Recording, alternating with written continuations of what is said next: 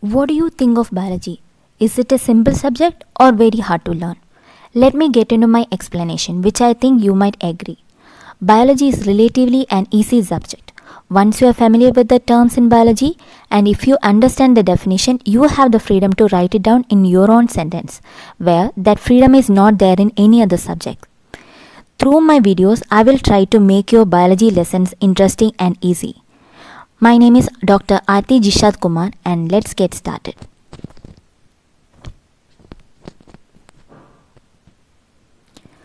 The first chapter in your biology is nutrition in plants. So, that heading itself is having two terms, nutrition and plants. As you all know, plants are plants. And second term is nutrition. So, to explain nutrition, imagine a day where you missed your lunch, breakfast, dinner, anything. You will feel so tired and you feel like you don't have energy to do anything. That is because the components in the food gives you energy. Since you have missed one of your meal, you are missing that energy. So, the components in your food which is giving you energy to perform your daily activities are called nutrients. Nutrients can be of different kinds. For example, carbohydrates, proteins, vitamins, minerals and fats. So, all these things, all the nutrients we are getting in our body through the food we are consuming. For example, carbohydrate. The source of carbohydrate, if you look at the slide, there are different sources. Most of them are sugary. Okay.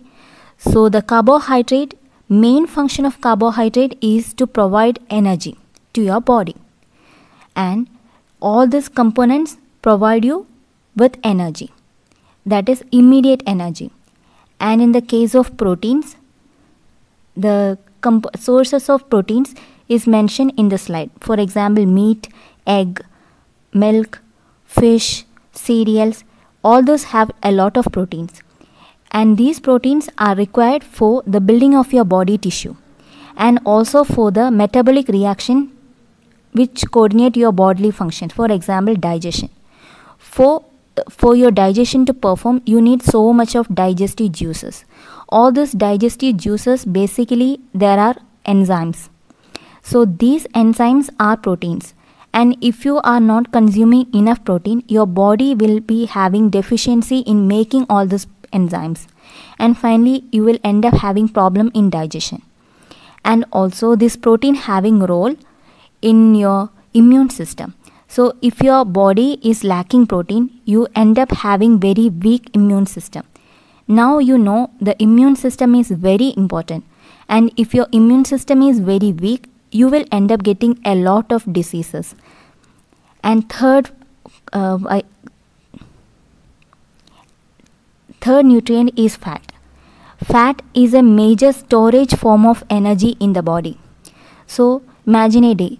You came back from school and you are so tired, you will go have one glass of milk or juice or something very sugary and you feel like your energy is back.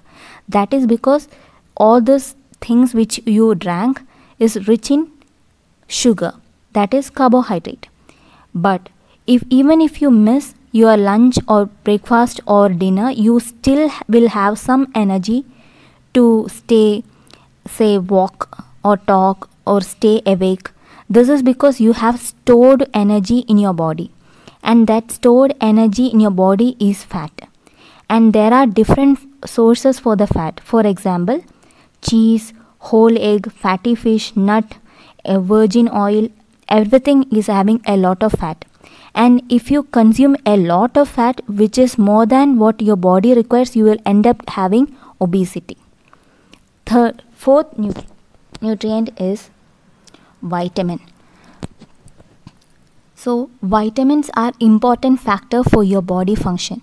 For example, sometime you feel like you're having a blurry vision or you have problem with your eye, and you will end up going and meeting a doctor, and the doctor will advise you to have more of carrots. That is because the carrots are rich in vitamin A. Vitamin A is important factor for your vision. Same way, there are different other vitamins as well. For example, vitamin B complex. It is called vitamin B complex because the vitamin B complex having a lot of other vitamins, say B1, B2, B9, B12, etc. And then comes vitamin C, then vitamin D, vitamin E and vitamin K. In this table, I have mentioned different functions of all these vitamins and their different sources. You don't have to memorize all those things. This is only for your knowledge. If you are very interested to learn, you are free to do so. But remember, all these vitamins, most of the vitamins you can find in your vegetables and fruits. And if you are interested only to eat sweets or chocolates, you will end up getting deficiency. Your body will be deficient in all those vitamins, and you will end up having different problems, deficiency syndromes. So make sure your diet is rich in vitamins as well. So the fifth nutrient is mineral. Minerals also very important factor for your body function. And there in the list I have mentioned so many different kinds of minerals, and all these minerals are important for your body function. For example, if you are feeling so tired, you will end up going to meet a doctor. Doctor will check your blood and he will say, okay, you are having anemia. So anemia is a condition where your blood is lacking or deficient in hemoglobin. Hemoglobin is a component of your blood which carry oxygen that you inhale and carry the oxygen to different part of your body. And if you examine the hemoglobin closely, iron is an important factor in the hemoglobin structure. So if you don't have enough iron in your body, your hemoglobin will be very less, and your oxygen carrying capacity of the hemoglobin will also go down. That means your body will not get enough oxygen to perform body functions. So make sure you have enough vitamins, minerals in your diet. And if you are not taking proper vitamins and minerals through your diet, say if you are not eating vegetables and fruits, you will finally end up eating a lot of medicines or tablets. So just to avoid that situation, make sure you eat enough vitamins and minerals. So you will be thinking, what exactly is the function of these nutrients? These nutrients are required for your functioning of your body. First, say walking, talking, running, doing anything, you need energy. So this energy is provided by all these nutrients. Second, you need to grow. So for the growth of your body, you need nutrients. Third, for the repairing, if you have some wound or some damage in your body need to be repaired, right? So that repairing process is also happening with the help of all these nutrients. Fourth function, your body need to fight against all the microorganisms. For example, corona. If your body is very weak, you will be susceptible to infection. So to make your body very strong, nutrients have an important function. So basically the nutrients are important for providing you with energy to do all the basic functions. Second, for the growth of your body. Third, to provide you the strong immune system. Fourth, to repair your body or make your body strong. Now you will be thinking, okay, there are nutrients, I can just eat the nutrients and get my body well functioning, right? Yes. So the process by which you take the food and how your body is utilizing the nutrients, and this process is called nutrition. So nutrition is the process by which food is taken up by your body and utilized in your body. So nutrition is the mode by which your body or an organism utilize the food. So it depends on the kind of nutrition. So how exactly you are getting the food or how exactly you are getting the nutrition. The organisms can be classified or divided into two kinds. First, autotrophs. So troph means nourishment. Auto means self. So these organisms are self-nourished. That means they don't have to depend on another organism. They can make their own nutrients. For example, plants. We have never seen any plant going to a grocery shop, right? They are making their own nutrients. So those kind of organisms are called autotrophs. So another example of autotrophs are green algae. So have you ever seen green color pond? The green color in the pond is because of an organism called green algae. So these green algae are also capable of making their own nutrients. So they are also an example for autotroph. So second kind, organism which has to depend on another organism for their nutrient requirement. Those are called heterotroph. Again, troph means nourishment, hetero means others. So depending others for the nourishment. So heterotrophs are those organisms which has to depend on other organism for their nutrients. So heterotrophs are again divided or classified into 5 different categories. So out of 5, 3 types, okay, out of 5, 3 types, 3 category, they take the food as a whole. For example, human beings, we just don't take nutrient from the plants or meat. We are eating the plant or meat as a whole. Then our body digests the food and then absorb the nutrients, right? This kind of nutrition is called holozoic nutrition. So holozoic nutrition is where an organism utilize or eat or take the food as a whole, and from that they digest the food and absorb the nutrients from them. And in this holozoic nutrition itself, there are 3 different categories. 1, herbivores. Herbivores are plant eating organisms. So herb means plant. Herbivores are plant eating organisms. For example, cattle, deer, rabbit, elephant, you know all those examples, right? So they basically live on plants. Then second category, carnivores. They are meat eaters. So they basically depending on meat or flesh for their nutrient requirement. For example, lion, tiger, leopard, cheetah, you know all those examples, right?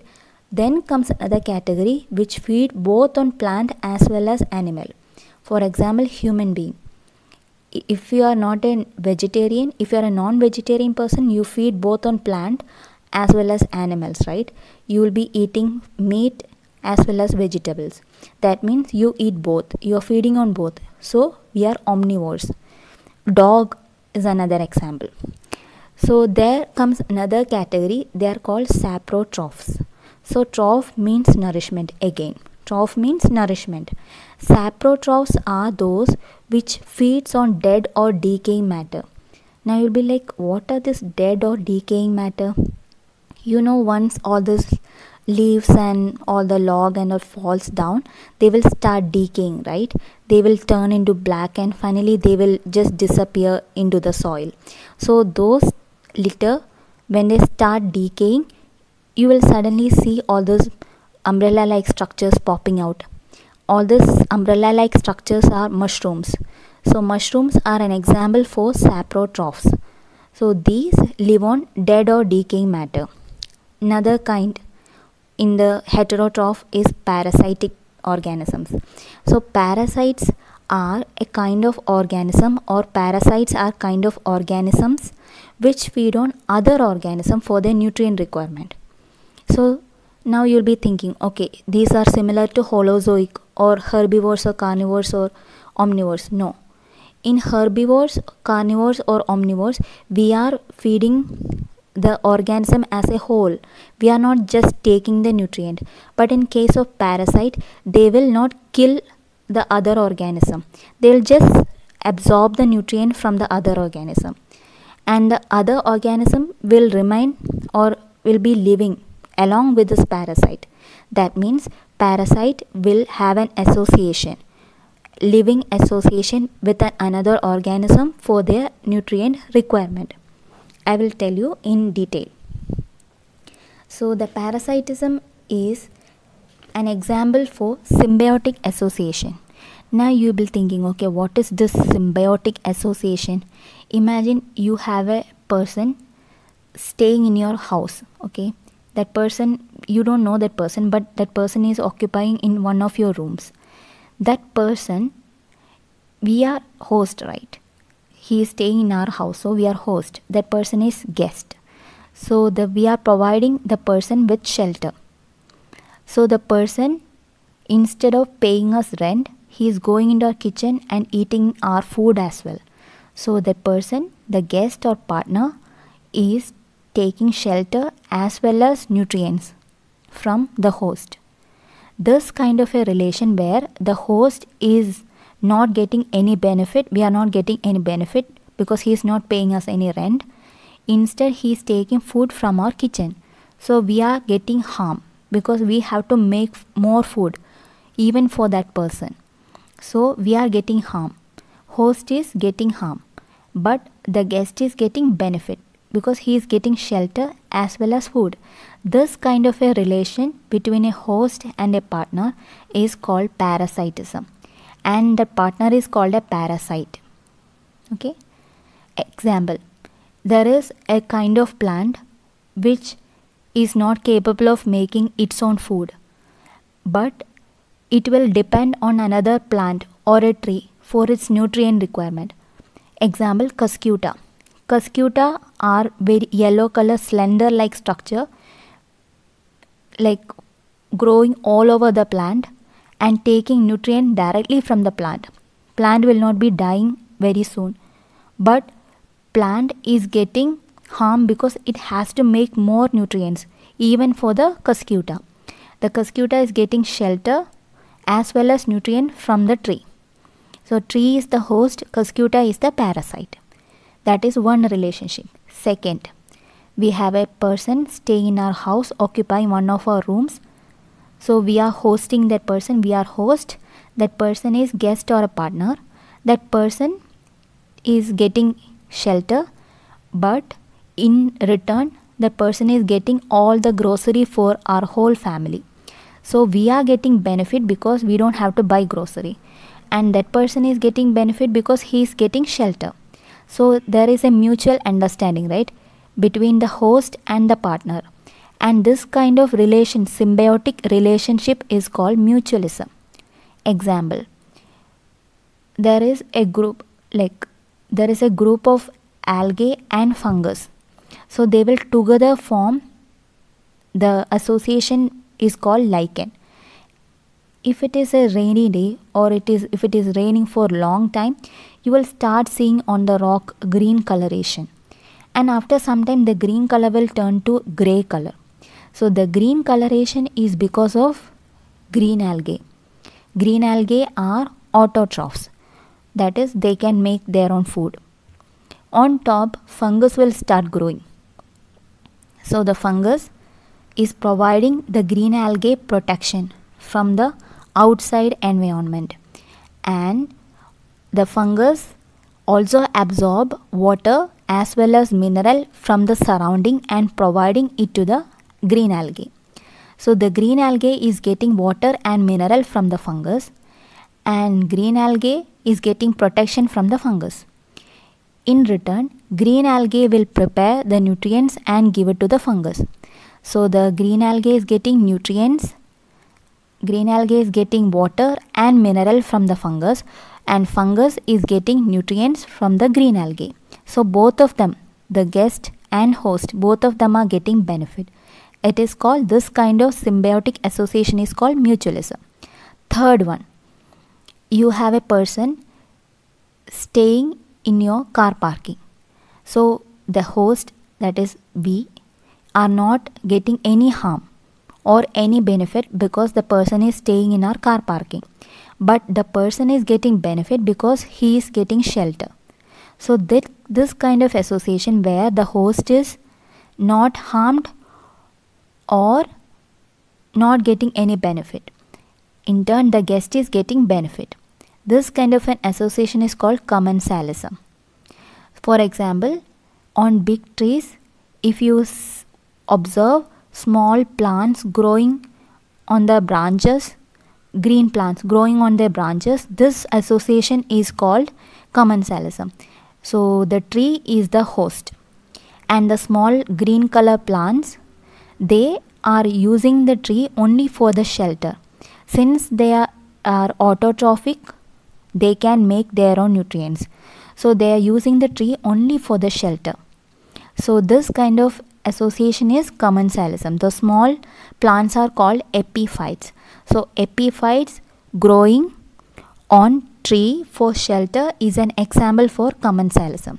So symbiotic association, there are three kinds: parasitism, mutualism, commensalism. Parasitism is where the host is getting harm, where the guest or partner is getting benefit. Example, cuscuta growing on trees. Second, mutualism. The host as well as the partner both are getting benefit. Example, lichens, which is an association between green algae and fungus. Third, commensalism. The host is neither getting harm nor benefit, but the guest is getting benefit. Epiphytes growing on tree for shelter.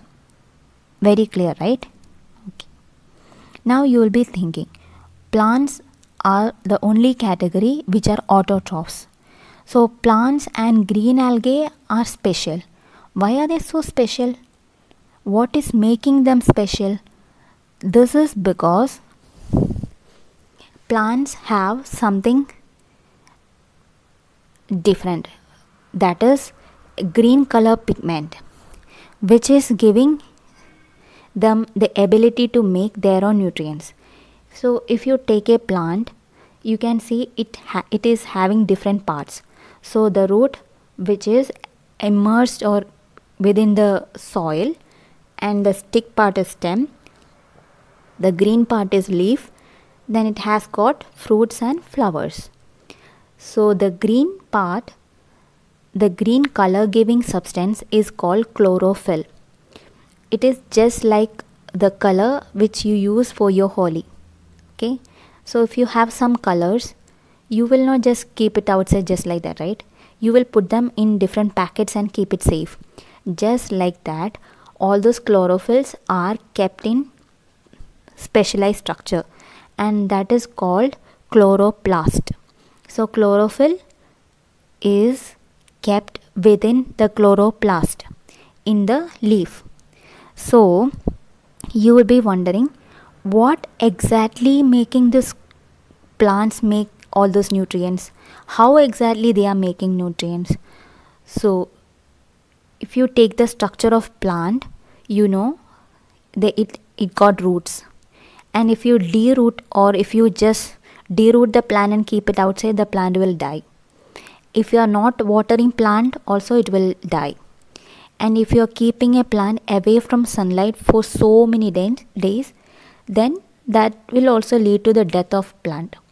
So that means water is an important factor for the plant survival. Sunlight is an important factor for the plant survival. So there is another component. That component is called carbon dioxide. So in our environment, atmosphere, we have different kinds of gases which we can't see with your eye. So these gases are carbon dioxide, oxygen, nitrogen, etc. So the plants uses carbon dioxide from the atmosphere, water from the soil, and use sunlight as the source of energy and prepare nutrient. All the nutrients it prepares. Okay. So for example, carbon dioxide and water combine together with the help of sunlight, using the energy from sunlight to form carbohydrate. And during this reaction, oxygen gets released. So now we know what are the raw materials required for the photosynthesis. Okay, now there is a term photosynthesis. I already mentioned carbon dioxide combined together with water in the presence of sunlight. So sunlight means light, and the synthesis happening in presence of light, and the whole process is hence called photosynthesis. Synthesis happening in presence of light. Easy, right? So raw materials required for the photosynthesis are carbon dioxide, water and sunlight. And water is getting to the leaf through roots. So roots absorb water and minerals from the soil. And you will be wondering how exactly it is reaching the leaf, because soil is somewhere down and leaves are somewhere up. So just like you have a water tank in your building which distribute water through pipes to different taps in your house, exactly similar way in the stem there are specialized tube-like structures. These are called vessels. So water once absorbed by the root, it moves to different part of the plant through these specialized vessels, and it will reach leaf through this specialized vessel. So once you examine leaf, it got different vein like structure, right? So all these veins provide water to the leaf.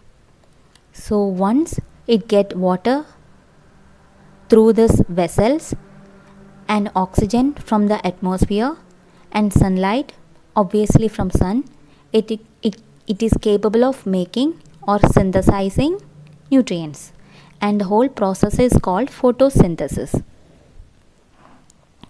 So now we know where exactly all these things are coming from. Now you will be wondering, okay, now I know how water is reaching. Water is reaching to the leaf through specialized vessels which is running throughout the stem and leaf. Okay, sunlight it is getting directly from the sun.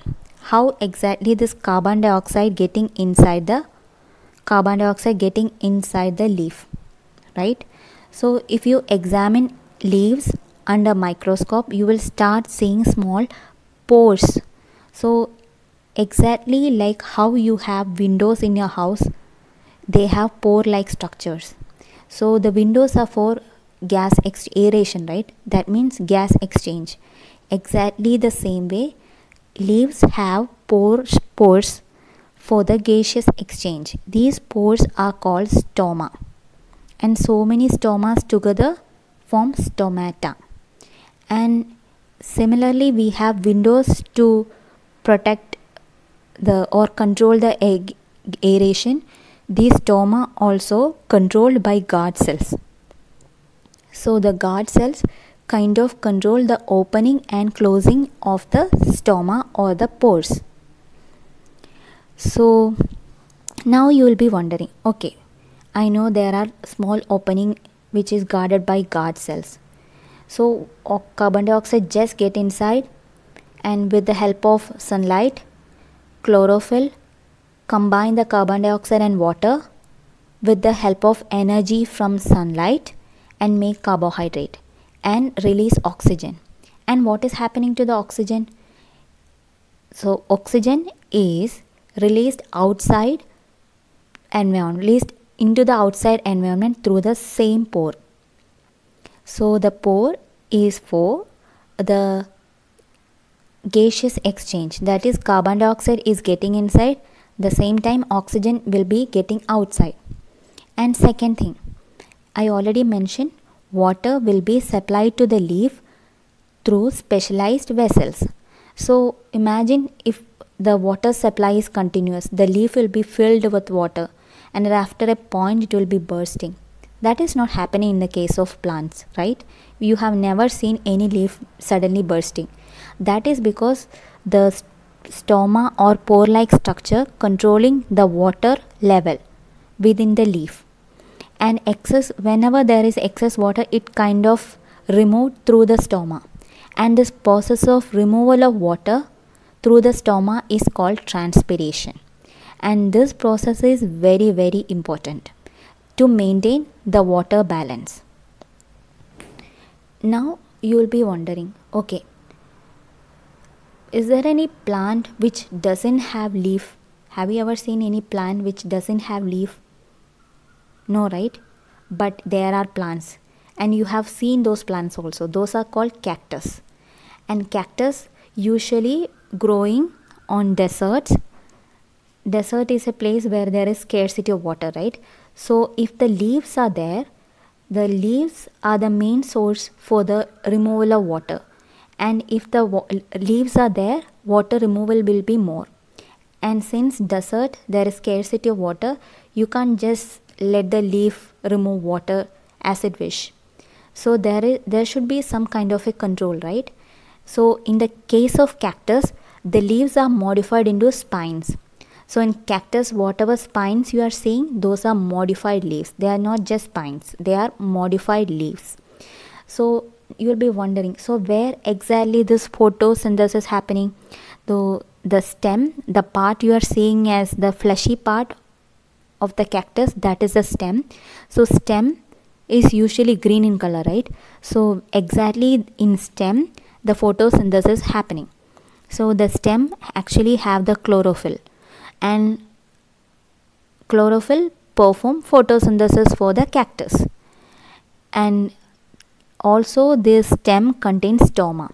So even if the leaf is missing, the gaseous exchange need to happen, right? Carbon dioxide has to get inside, and oxygen has to be removed outside environment. So this is happening through stoma, and this stoma will open only during night in cactus, so that it can avoid water loss through transpiration. So transpiration is the process of removal of water through stoma. Stoma are small pore-like structures found on leaves guarded by guard cells. Clear, right? Now you'll be having another question. Okay, I have seen so many plants with other color other than green color. So what exactly are those leaves? So are they photosynthetic? Yes. Other than chlorophyll, there are other pigments as well. So these pigments are carotenoids, flavonoids, or anthocyanin. So different combination of these carotenoids, flavonoids, or anthocyanin gives yellow, orange, or red color leaves. These pigments are also capable of photosynthesis, but the efficiency of photosynthesis will be less compared to the chlorophyll. Understood, right? So chlorophyll is not the only pigment capable of photosynthesis. There are other pigments which is also capable of photosynthesis. They are carotenoids, flavonoids, and anthocyanin. Different combination of these three different color giving pigments gives different colors to the leaf. For example, carotenoids and flavonoids give rise to yellow color. Carotenoids alone gives orange color. Anthocyanin and carotenoid combination gives red color. So all these are also capable of photosynthesis, but the efficiency is less compared to chlorophyll. That is why you have never seen any big tree which is totally red or yellow or orange in color. That is because chlorophyll is having more efficiency than all this. If it is only a red color, the efficiency will be less. So efficiency will be less means the production of all the nutrients will be less.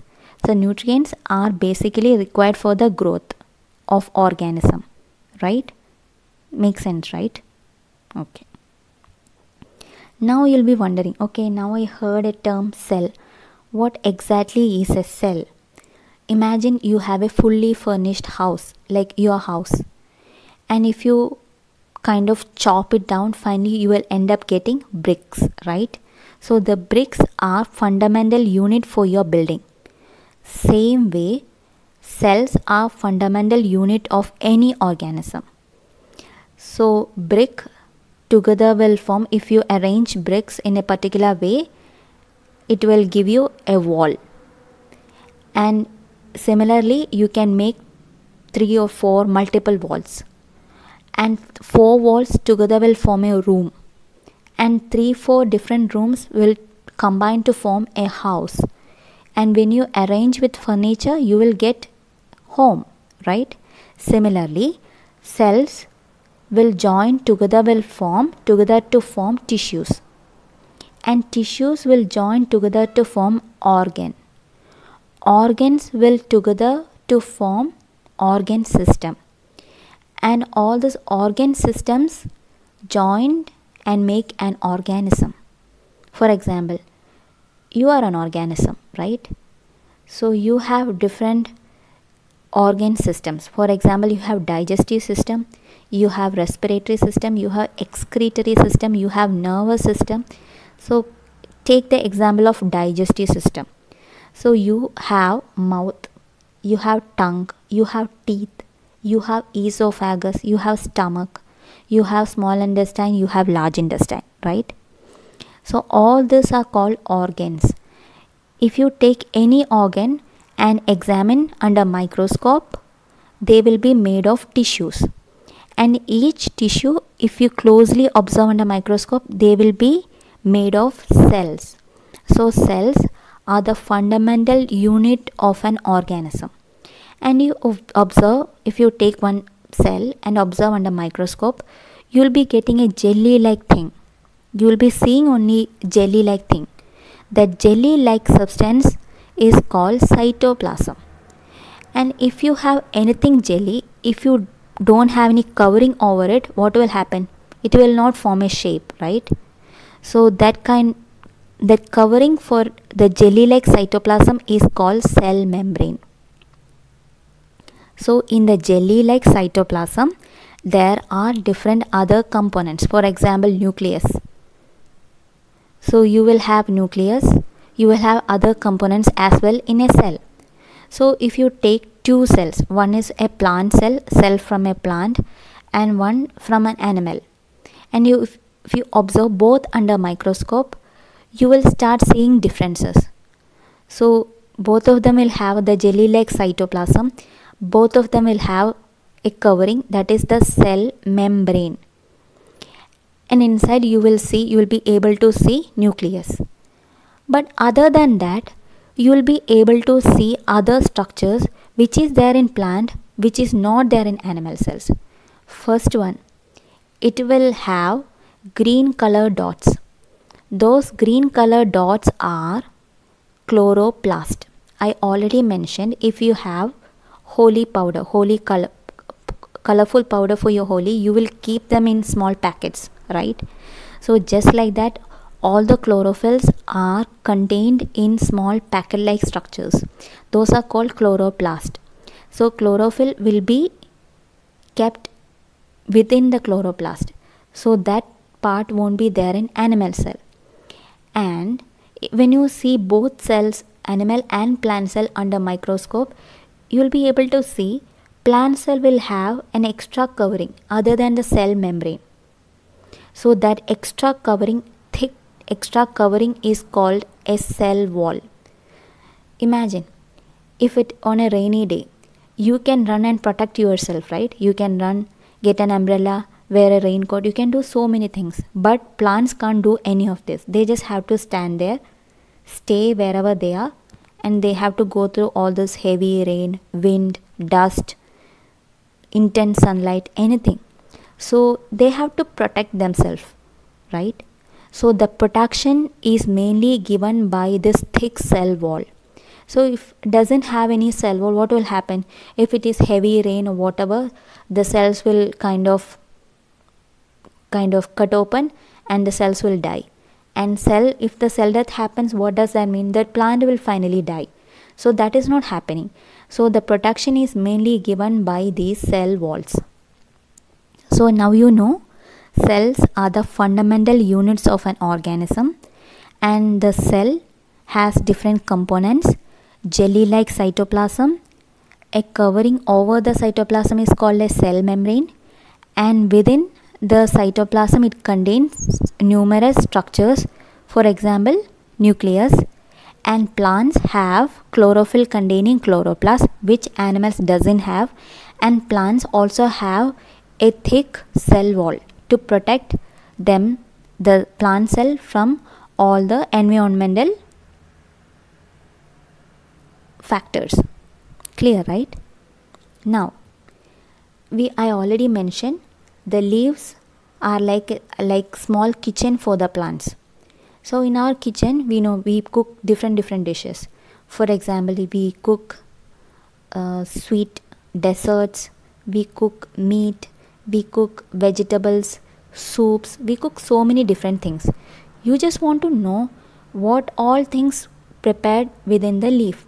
So I already mentioned plants are autotrophs.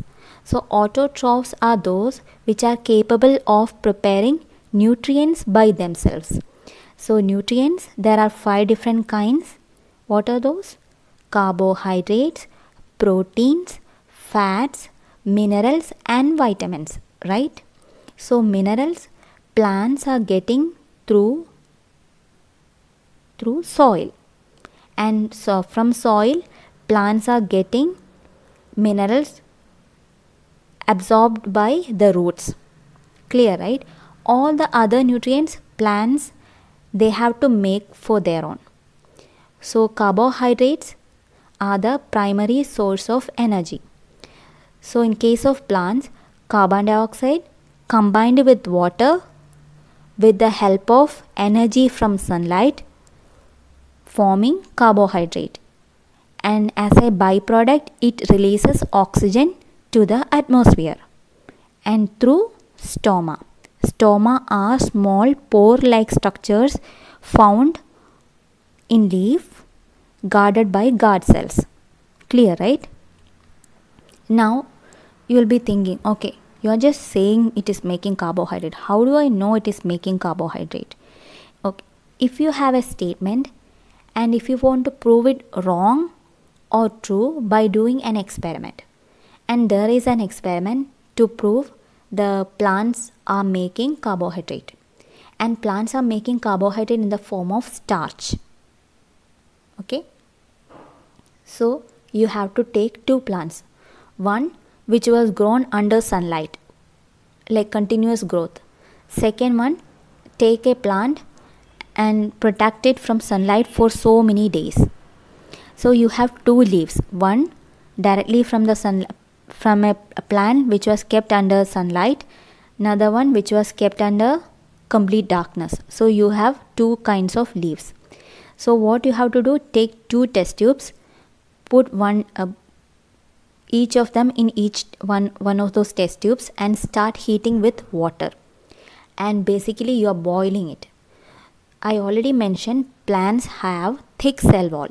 So if you want to kind of break open the cell, because the chlorophyll is kept within the cell, right? You have to kind of break open the cell. So you're heating with hot water. So kind of we are opening the cell wall and rupturing the cell wall basically. So you're kind of rupturing the cell wall by boiling with water. Next, after some time, take out those leaves and put it in another test tube and heat it with ethanol. Ethanol is 90% ethanol. That means majority of the solution will be ethanol, that is 90%, and rest 10% will be water, and you will be heating. So you already know the chlorophyll is green color, and if you are going to perform any color reaction, the green color may interfere. So when you do a coloring to your color book, if you add more of green color, whatever color you add, you will not be able to see the other color, right? Just like that, if you are performing a color reaction, you don't need excess of that green color. So just to remove that green color, you are heating the leaf with ethanol. So ethanol kind of destroy the chlorophyll. So heat it, basically boil it with 90% ethanol. So after all this boiling process, leaf will be very tired, right? So you have to make it little sturdy. So you will put it in cold water for some time and wash it in cold water. After washing with cold water, take out both the leaves and put in different dishes. And on top of that, you add iodine solution. So iodine solution combined with starch to give a blue color. So you have 2 leaves, one which you kept in darkness, another which was under complete sunlight. So you will not see any color change in the leaf which was kept in darkness. And another one, you will see a blue coloration. So blue coloration is an indication of the presence of starch. So this experiment, if you do, you can confirm sunlight is an essential factor for the starch or carbohydrate formation, and it is also proves that carbohydrates are formed in the leaf. Clear, right? So second nutrient is protein. So protein also prepared within the leaf. Here, other than carbon dioxide and water, you need an extra component. So when you study structure of protein, you will be able to see it got nitrogen. So nitrogen is an important factor for the protein formation. Through carbon dioxide and water, you will not get nitrogen. So where exactly the plants are getting nitrogen? So the nitrogen can be provided to the plant in different ways. One, you can provide nitrogen in form of fertilizer. So the farmers usually add fertilizer which is rich in nitrogen, so that plants can use those nitrogen and grow faster. Second way of getting nitrogen, once a plant dies, the decay matter will go directly to the soil, and from the manure the soil will be rich in nitrogen again, which another plant can use.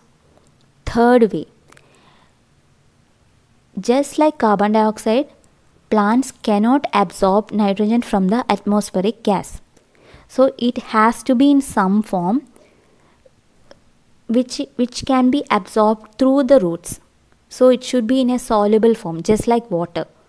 So since nitrogen is a gas, it can't just go inside the sand or soil in a soluble form.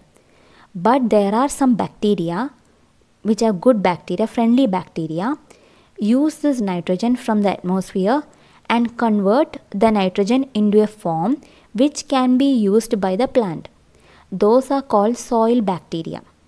And these soil bacteria use the atmospheric nitrogen and convert the atmospheric gaseous nitrogen, that is nitrogen in the form of gas, to a form usable by the plant, and they will release that usable form into soil. See, they are not selfish, they are very friendly. So they will just take nitrogen, convert into a form, and they just release it into soil. From soil, plants can absorb through the roots. Nice, right? So there are some bacteria. These bacteria are called soil bacteria, and I have mentioned few examples for the soil bacteria which is having capability or ability to fix nitrogen. So the process is called nitrogen fixation. So they are kind of fixing nitrogen, right? You are fixing pizza, you are fixing ice cream, you are fixing dessert, just like they are fixing nitrogen. So this process is called nitrogen fixation, and those bacteria are called nitrogen fixing bacteria. And I have mentioned few examples of nitrogen fixing bacteria. You don't worry, you don't have to memorize all those names. If you are really interested and just to show off to your friends that, okay, do you know those bacteria which can fix nitrogen, you can remember all those things, okay, all those names, and you can say there is bacteria called nostoc, clostridium, and you can just go and give more information to your friends. If you want to do all those things, just memorize all this, otherwise this is for your information. And this is one group of bacteria, okay, they are just like, they are doing it for free, they are not getting any benefit.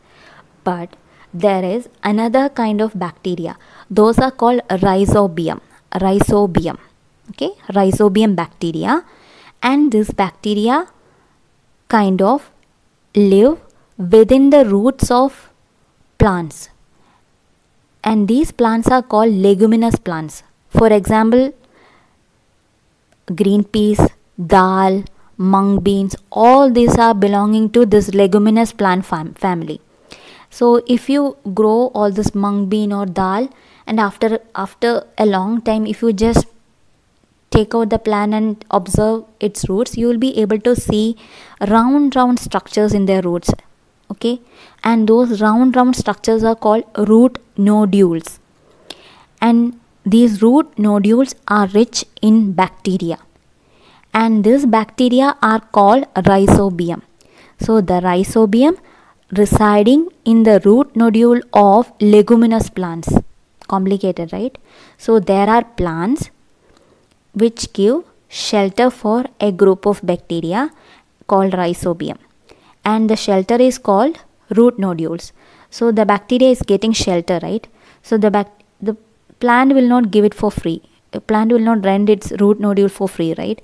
So the bacteria in return take gaseous nitrogen and convert it into a form, soluble form, and release to the soil so that the plant can absorb. And this kind of association where both the parties, host and the guest, they are getting benefit is called mutualism. So this is another example for mutualism. Leguminous plants and rhizobium. So leguminous plants give shelter to the rhizobium bacteria in their root nodules. In turn, the rhizobium will convert the gaseous nitrogen into a form usable by the plant. So this is another way of enriching the soil with nitrogen. So if you grow a lot of leguminous plants, say mung bean or green peas or dal variety of plants, the soil will be kind of rich in nitrogen because the bacteria will be keep fixing nitrogen, right? And all this nitrogen may not be used by the plant, but that the rest will be still remaining in the soil. So gradually the soil will be rich with nitrogen. Interesting. So third nutrient is fat. So fat, just like I already mentioned, it is the stored form of energy. And in the plants, the stored form of energy is called oil. So oil, you know, all the oils you're using in your kitchen, say sunflower oil, olive oil or coconut oil, everything comes from plants, right? So these oils are stored form of energy or in case of plants. In plants, they will combine the fatty acids and glycerol together to form the triglycerides, and that is the fat in plants. And these triglycerides are stored in form of oil. So they are storing those energy in form of oil, and we are taking those in a storage form and using for our household stuff. Very interesting, right? So plants are capable of making their own nutrients within the leaf using chlorophyll, and the whole process of using solar energy or energy from sunlight is called, and for the synthesis is called photosynthesis, and they are capable of preparing carbohydrate, proteins and fats. Minerals they are directly absorbing from the soil. Okay, vitamins also they are preparing. For them, vitamins are different. If you want to really know what all vitamins prepared in the plant, which is out of your syllabus, you just let me know. I'll put it as a different video because that is a lot of information. Okay. Next, I have mentioned plants which are autotrophs. They are taking energy from sunlight and then they are performing synthesis, and the whole process is called photosynthesis. So they are actually trapping energy, right? Sunlight, the solar energy, they are trapping in form of different nutrients, and this trapped energy in form of nutrients, who is actually getting that? Other organisms. Herbivores directly feed on all these plants and they are getting that energy which is trapped in the form of carbohydrate or protein or fat. Then carnivores feed on those herbivores and they are getting that energy. And omnivores, obviously, which feeds on both plants and animals, they are getting energy from both plants as well as from animal. And finally, all this animal, once they die and they will start decaying, and all this decay matter saprotrophs start consuming. So they are getting energy basically from all these animals. So if you think in a big picture, all the animals, all the organisms are getting energy from sun, right? So solar energy plants are using for photosynthesis, and they are trapping that energy and storing it as nutrients, say carbohydrate, protein, fat, and that nutrients other organisms are consuming. So basically the solar energy is the source of energy for all the organisms. So sun can be considered as the ultimate source of energy, right? So imagine if you are not getting sunlight anymore, what will happen? You will not have photosynthesis, and you will not see any photosynthesis, and you will not have any food available. So sun is the ultimate source of energy. Then you will be thinking, okay, sun is the ultimate source of energy, so what exactly is the ultimate source of food, right? Imagine, so plants are there, autotrophs are there, they are getting sunlight and they are trapping it and storing it form of different nutrients, say carbohydrates, proteins, fats, and they are storing it for their own growth. And herbivores are feeding on autotrophs, I mean plants, and carnivores feeds on these herbivores or other animals. Omnivores feed on both plants and animals, and saprotrophs feeds on all these animals. Once they start decaying, dead and decaying, they will start feeding on that. So basically the ultimate source of food is autotrophs. Then you will be thinking, okay, plants are not the only autotrophs, there are green algae, right? So I already mentioned green algae are autotrophs, and you can see or observe them on pond. Imagine pond, plants, fishes are there, so the fishes will feed on all those autotroph, that is green algae. And fishes, if we catch fish, we feed on that fish, right? Then also ultimate source of food will be autotroph. So ultimate source of energy is sun, and ultimate source of food is autotrophs. Example, plant or green algae. And remembering plant will be little easy, because plants will make the nutrients. Plants will be eaten up by herbivores as well as the omnivores, and herbivores or other animals will be eaten up by the carnivores, and finally all these organisms will die and decay, and saprotrophs will start feeding on them. So ultimate source of food is autotrophs or plants. Clear? Now you will be thinking, okay, plants are like some super duper organisms, they can make their own food and it's very good. Yeah, it's very good, but there are a variety or different kinds of plants which depends on other animals or other organism for their nutrient requirement. First one, parasitic plant. We already studied about cuscuta. But cuscuta is a kind of plant which is not photosynthetic. That is because it doesn't have chlorophyll. It's a yellow colored thread like structure, right? So it doesn't have any chlorophyll. So this yellow colored thread like cuscuta, once it germinate from the soil, the kind of loop kind of structure will start searching for other plants. Okay, and once it get hold of a plant, it will form a coil structure around the plant. Once the coil is formed tightly, the root will disintegrate. Okay, now it got hold of a plant. Once it got hold of a plant, it will get inserted itself into the stem of that host. In this picture with the orange arrow, I have pointed a picture where the cuscuta getting inserted into the stem of the host. In that way, cuscuta is directly getting the nutrient from the host. It doesn't have to do the photosynthesis, it doesn't have to absorb water, mineral, carbon dioxide, anything. It can just go, just like we are drinking from a cup, it will just go directly to the stem and take nutrients directly from the stem. So these are called parasitic plants, and the host, it has to work so hard because it has to provide food for the cuscuta as well. Okay.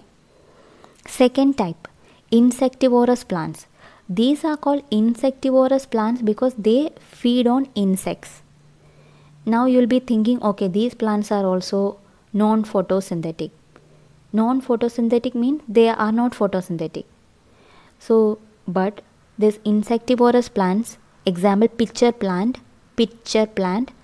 is photosynthetic. But the problem is they usually grow on area or soil which is having less or deficient in nitrogen. So to make or to grow properly need nitrogen, right, to make protein. So to meet the nitrogen requirement, the leaves kind of modified into a vessel like structure which is like a pitcher, and the pitcher is filled with digestive juices. So the plant, if you see the plant, it will have so many pitcher like structures, and this pitcher like structures will be filled with digestive juices, and all the flies will come and they will kind of attracted to the digestive juice, and they will get with, or they will get trapped in the digestive juice, and the plant kind of digest the insect and absorb the nitrogen from the insect.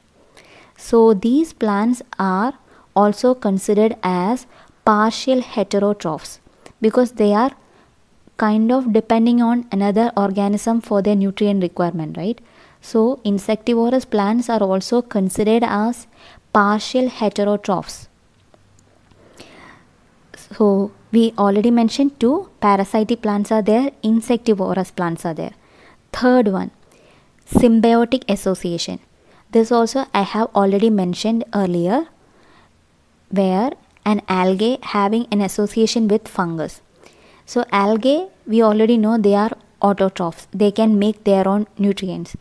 But in area where it is having difficulty to absorb water, this fungi kind of form a protection over the algae and also absorb nutrients and water from the atmosphere and give it to the green algae. So the green algae is getting shelter, protection and nutrients and water from the fungus. In turn, green algae make the nutrients and share it with fungus. So both of them are getting benefit, right? Algae is making nutrients and giving it to the fungus. Fungus is absorbing water and minerals from the atmosphere and giving it to algae. This is called mutualism. Fourth type, saprotrophs. This one also we already mentioned. Saprotrophs are those which are feeding on dead or decaying matter. For example, mushrooms.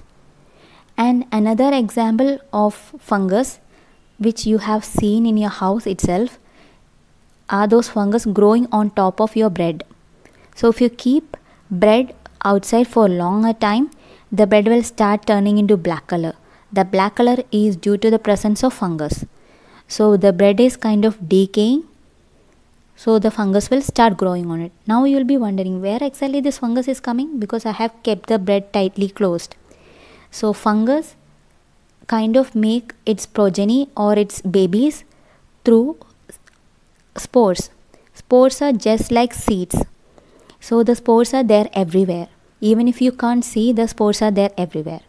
So when it is kind of moist and wet, this fungus spores kind of settle down, and once it touch the moisture, it can grow from there. So even if you can't see the fungal spores, it is there in your environment and you have to be very careful. So during rainy day, make sure you keep all your stuff dry. Otherwise, if it is a weekend and by the time you are getting ready for your school, all your stuff, say your shoe or belt, everything will be with lot of fungus. So just to avoid all this, keep all your stuff dry if it is a rainy day. Okay, and keep all the vegetables and everything, not vegetables, keep all the food and stuff, keep it dry. Say if you have bread, don't keep it outside, just keep it in the refrigerator if you're not using on that particular day. And if you're taking a tomato, you will be able to see black coloration sometime. Rotten tomato, there will be black colored sponge like structures growing, and wherever it is growing, that part will be very soft as well. That is because these fungus, they don't have mouth, right? So in order to absorb the nutrients, they kind of release a digestive juice from their body to the outside environment, and this digestive juice kind of make the outside environment where they are growing and making it into a soluble form, and from the soluble form, nutrients will be directly absorbed through their cell membrane. So that is why wherever it is growing, that part will be very soft, because they have already released the digestive juice to the surrounding to make the surrounding soluble for the absorption. Now you will be wondering, okay, are those fungus very dangerous? Yes, there are dangerous fungus also, and I have mentioned a few fungus which can cause disease in plants as well as in animals. And you don't have to memorize the whole thing, but if you are interested, I don't have any problem.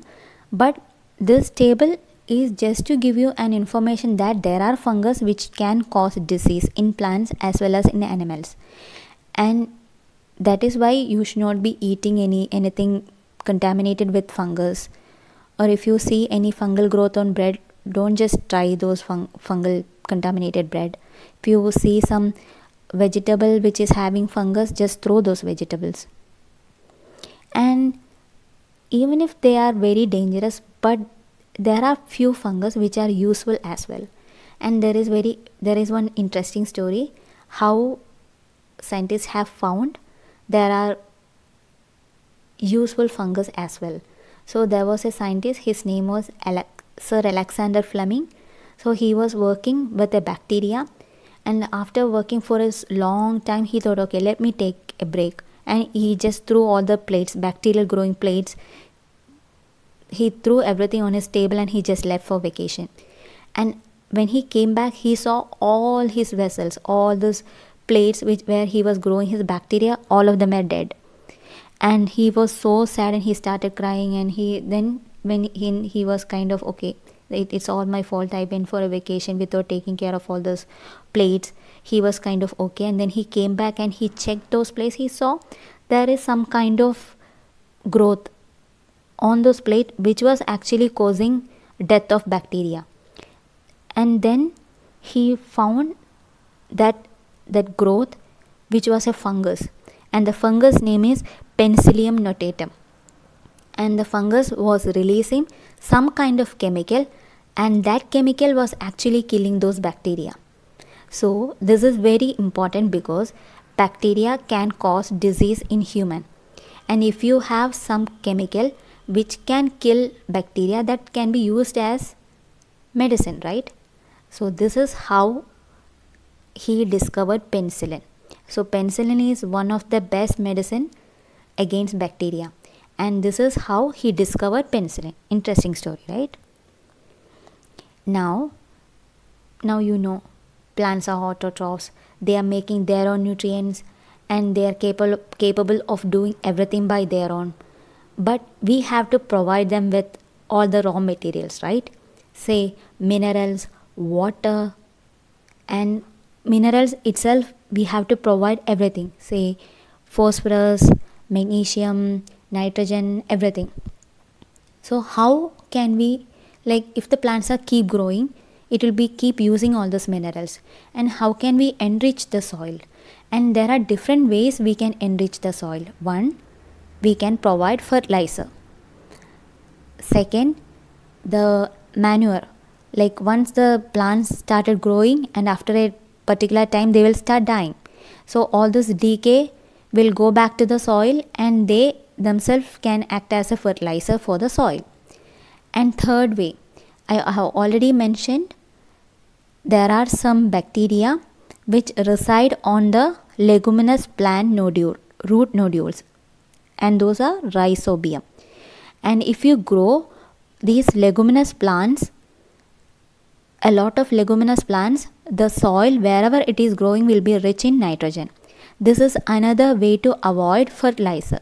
So even without using fertilizer, the soil will be rich in nitrogen if we are growing leguminous plants, because they have a symbiotic, that is mutualistic association with Rhizobium, which can fix nitrogen.